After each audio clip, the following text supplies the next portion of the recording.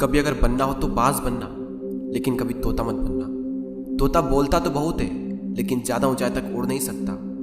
बाज बोलता बहुत कम है, लेकिन सबसे ऊंचाई पर उड़ता है, और बाकी पंछियों का राजा होता है एक बाज। आज मैं आपको 5 ऐसे पॉइंट्स बताऊंगा जो कि हर इंसान को बाज से सीखना चाहिए, और लाइफ की बहुत बड़ी लर्निंग है इन 5 पॉइंट्स में। पहला लेसन, ईगल फ्लाई अलोन।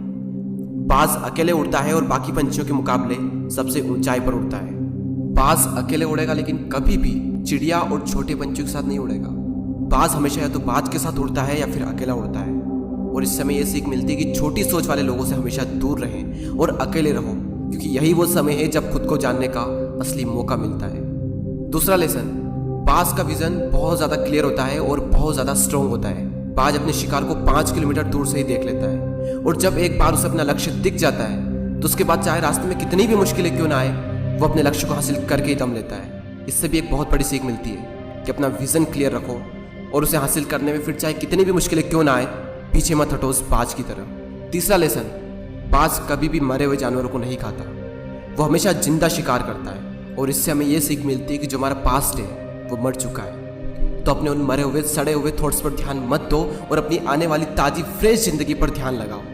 अपने पास्ट की पुरानी यादें जो तुम्हें तंग करती है उन्हें वहीं रहने दो जहाँ पर उसकी जगह है, और तुम्हारे पास्ट की जगह है तुम्हारे पास्ट में, उसे वर्तमान में जगह मत दो। क्योंकि एक बार अगर तुम्हारा पास्ट तुम्हारे प्रेजेंट में आ गया तो तुम्हारा पास्ट तुम्हें कभी प्रेजेंट में नहीं रहने देगा। पास्ट में तुम्हारे साथ कितना भी बुरा क्यों ना हुआ हो, वो सब यादें, वो सब थॉट्स मर चुके हैं, और उस बाज की तरह बनो जो कभी भी मरी हुई चीज़ों को नहीं खाता। चौथा लेसन, जब आंधी तूफान आते हैं तो बाज बहुत ज़्यादा एक्साइटेड हो जाता है। जब बारिश होती है तो सारे पंछी छिपकर बैठ जाते हैं, लेकिन बाज को बड़ा मजा आता है। जब तेज हवाएं चलती है तो बाज उन हवाओं के सहारे और तेजी से ऊपर की ओर उठता है, और ऊपर उड़ते उड़ते इतना ऊपर उड़ जाता है कि बादलों से भी ऊपर पहुंच जाता है। और इससे भी एक बहुत बड़ी सीख मिलती है कि मुसीबत में मजा ढूंढो। और नेपोलियन हिल ने एक बार कहा था कि हर बड़ी चुनौती अपने साथ में एक बहुत बड़ा अवसर लेकर आती है। तो उस बाज की तरह तुम भी अपने अवसर को पहचानो, और जिस दिन तुमने अवसरों को पहचान लिया तो सारी मुश्किलें तुम्हारे नीचे होगी और तुम उन मुश्किलों के ऊपर होगे।